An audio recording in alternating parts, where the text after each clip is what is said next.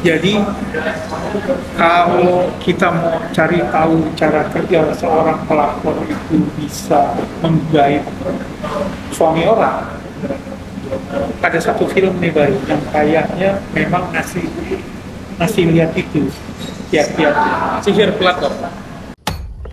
Kok papa suka banget sih, Pak? Bikin ikan nila kuah kuning? Ini masakan kesukaan papa. Papa ajarin kau supaya nanti kau bisa bikin untuk papa.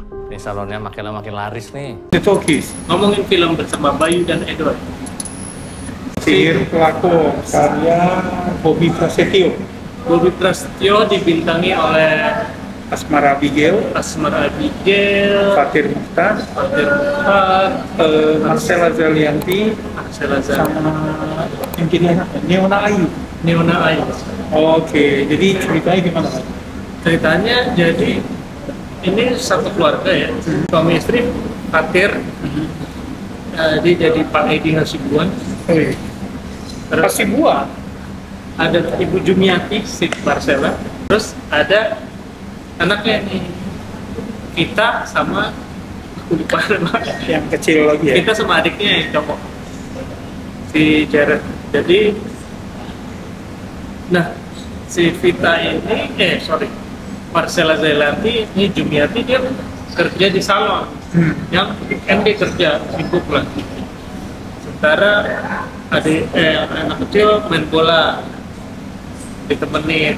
Nah, suatu ketika, suatu weekend, bapaknya,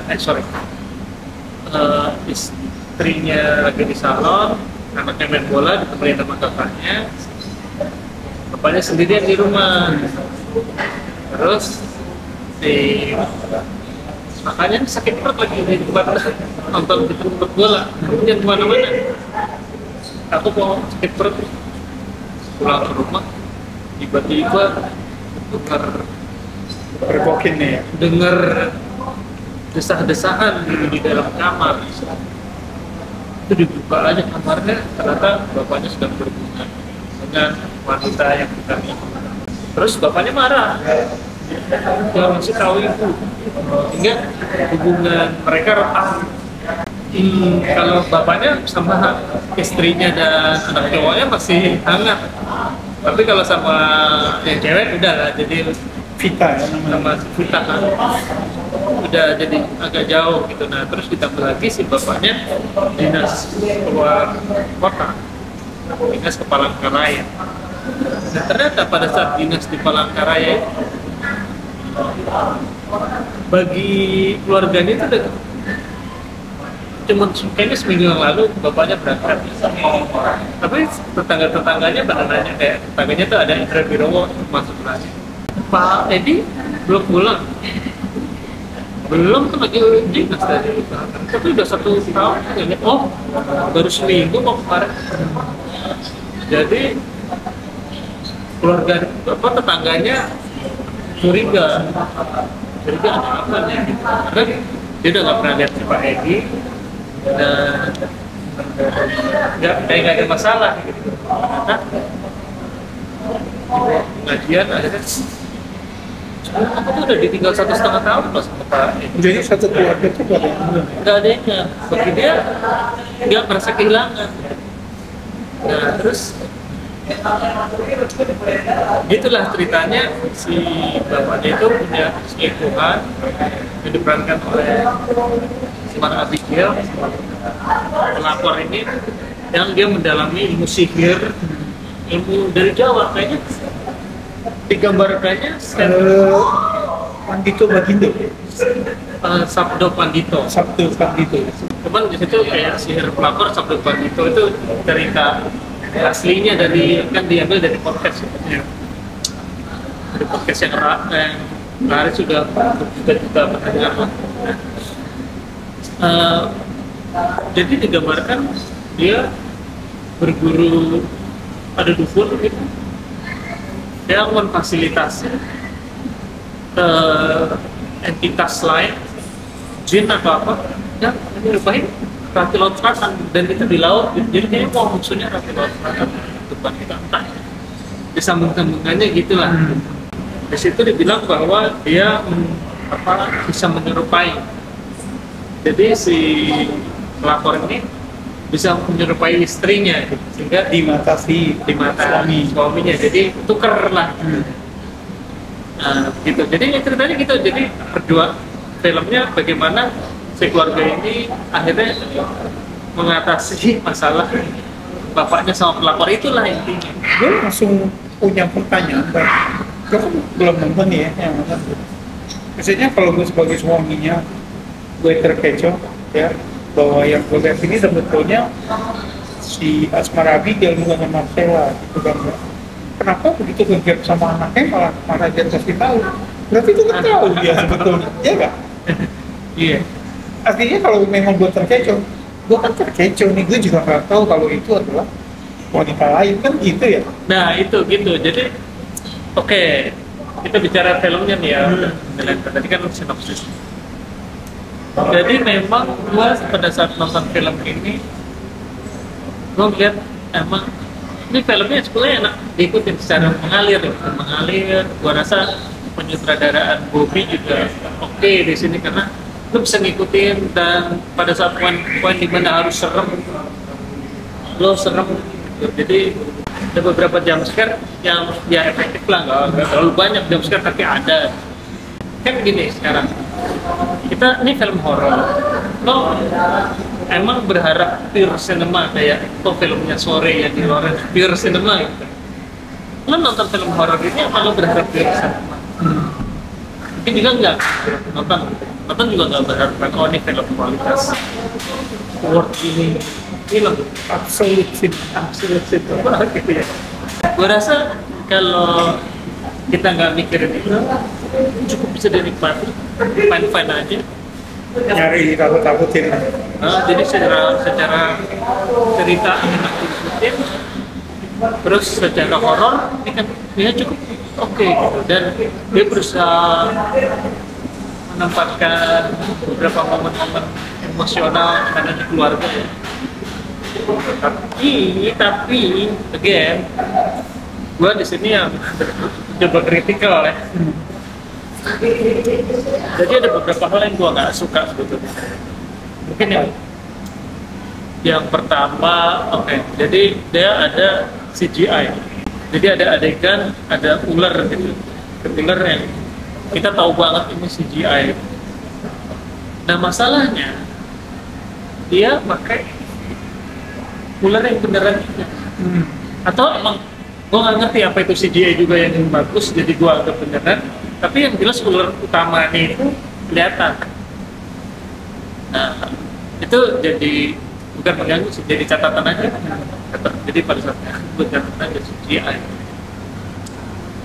Terus juga sama ada adegan juga yang berhubungan dengan CGI adalah kayak ada adegan green screen itu pada saat orang kesurupan terus dia kan bergerak tidak manusiawi, gerakannya bisa ke atas. Nah itu kayak di shoot di green screen dan kelihatan banget, nggak ngeblend gitu dari gambarnya.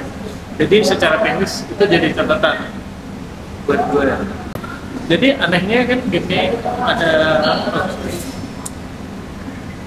mereka tentu mencari ke ustadz nih, orang pinter ya, pasti dong masalahnya. Nah orang pinter ini udah punya bukunya sihir pelapor yang Sabdo Pandito tuh, oh ini ada nih. Jadi menurut buku ini tuh udah lengkap banget nih. Kok ada bukunya gitu kayaknya. Ya apa sih ini ilmu hitam? Oh ada bukunya, kita aja nggak nyari kali ya. Ini udah ada diterbitkan. Ini ada dong bukunya nih Sabdo Pandito. Anda kena ini nih. Gitu. Kayak bagi gua Too convenient. Ya, artinya nggak ada tuh yang kayak oh si Ustadz ini nggak tahu misalnya, terus kalau Ustadz lain kan kayak nyari second opinion kan gitu ya. Ya, terus juga ya itu masalah yang lo bilang tadi, logikanya gitu. Jadi apa sih? Mungkin di ceritanya, oh dia menyerupai, tapi seperti lo bilang tadi, oh jangan bilang lo bukannya tuker tuh ya, istri lo. Jadi ini menyerupai atau enggak sih? Jadi itu kayak dipaksakan masuk gitu. Artinya dia nggak konsisten dengan rules yang dia bikin sebetulnya. Ya nggak sih? Ada. dan pada akhirnya pun dia kayak apa namanya, nyebarin tanah kuburan gitu di salon istrinya Biar gak laku ya. biar gak laku gitu. Padahal salon istrinya laku gitu. Jadi berarti dia tahu dong, berarti menyerupai itu kenapa ada di film ini gitu, nggak usah dimasukin. Ya. Terus jadi Asmara Abigail, pendeliveriannya dia sebagai karakter kayak komikal gitu, kayak nggak realistik, kayak dilebih-lebihkan. Ada saat dia ngomong ke sama si Pak Deddy Hasibuan ya, Setelah ini, kita akan mendapatkan kehidupan yang lebih baik. gue merasa kalau orang normal nggak akan ngomong seperti dia ngomong deliverynya. Bagi gue aneh aja gitu, kayak ya exaggerated aja, nggak realis. Oke. Tapi deliverynya Asmara Abigail juga udah banyak dikeluhkan banyak orang kan? Oh iya, gue nggak tahu itu dari sutradaranya kan. Ya. Asmara Kalau memang stylenya dia gitu. Sama ini artinya secara ini kan secara horor deliverynya oke. Cuma tadi catatannya adalah itu. Iya, dan satu lagi horor yang beberapa kali juga gue udah protes, jadi gue nggak tahu safe space-nya bagi karakter tuh gimana, karena nih lu lagi pengajian yang istilahnya wah udah apa ya, udah paling safe lah dari setan. Terus setannya masuk pada saat pengajian, gue tiba-tiba kesurupan. Gue maksudnya gimana cara ngalahinnya gitu loh, terus apa ustadznya tuh backgroundnya harus apa untuk bisa ngalahinnya. Nah, salah satu tantangan buat film yang diadaptasi dari podcast, dari fair gitu, biasanya itu adalah baik flow-nya tuh agak patah-patah ya episode itu. Iya, Nah, kalau di sini gimana? iya, gue ngerasa tuh juga gitu sih, karena kalau pada saat thread mungkin masuk akal aja ya, kayak seperti ya pada saat cerita oke, terus episode berikutnya gitu kan. Nah, pada saat lompat-lompat. kalau pada saat diterjemahkan ke film kan harus jadi suatu struktur film gitu, dimana lu harus memperkenalkan. Jadi gue nggak berasa jadi kayak kenapa sih si pelakor ini tertarik sama Pak Edi Tajid. Tajir juga dia belum pada saat itu, baru setelah dia ke pesugihan Ratu Laut Selatan itu baru dia dikasih jalan untuk naik pangkat. Nah itu juga jadi pertanyaan gua, karena gini, jadi Ratu Laut Selatan atau siapapun itu entitasnya, dia minta oke, gua minta itu dong bayaran dari lo, gua minta nyawa orang yang terdekat lo. Terus dia menggunakan, saya jadi agak spoiler tapi Ya, at this point udah dikit juga yang nonton. ya, jadi dia minta tumbal nyawa Anak. dia, oke, istri dan anak gua. Terus dia santet lah tuh istri dan anaknya pakai ilmunya beliau, ilmu hitamnya beliau, si entitas Si itu. Ratu itu. Terus pada saat ya kita tahu lah ini dari kisah nyata dan ikannya tuh masih hidup gitu. Ditagih dong, mana nyawa yang lo bilang lo mau kasih gua? Oh nggak bisa. Oh gimana sih lo nggak bisa? Terus malah dia yang kena bencana. Bencananya balik lagi. Nah itu kan ilmu lo sendiri, lo kenapa protes? Ilmu lu udah nggak mempan sama Si calon korban. dalam korban, lalu protes sama dia malah lo dikasih bicara. Itulah kayak gitu loh. Yang mungkin pada saat di podcast masuk akal, tapi begitu jadi keseluruhan, kalau itu aja masuk aja. Iya. Ya udah, gua pakai ilmu lo untuk nyantet istri sama anak gua. Terus nggak kena. nggak kena. Terus gue ditagih, lu gimana? Apa mana? Nah, ilmu lo nggak mempan sama dia. Kalau mau justru si Edinya yang gimana ilmu nggak dipakai. Iya kayak gitulah. Oke. Jadi maksud gue, menurut gue problemnya adalah di skenario. Skenario ditulis oleh UPI. Oh ya, jadi seperti juga film-film kayak sekarang kan komedi mencoba menyisipkan masalah emosi gitu ya dengan keluarga, kayak agak lain kan ada sedihnya. Nah ini pun begitu, jadi di akhir mau dibuat adegan sedih yang menyentuh, tapi bagi gua jadi kayak tempelan karena nggak menyatu. So, Skor. Jadi ini tapi seperti gue bilang tadi ya, masih enak dilihat dan emang lo nggak berharap ini absolut apa? ya Absolut cinema.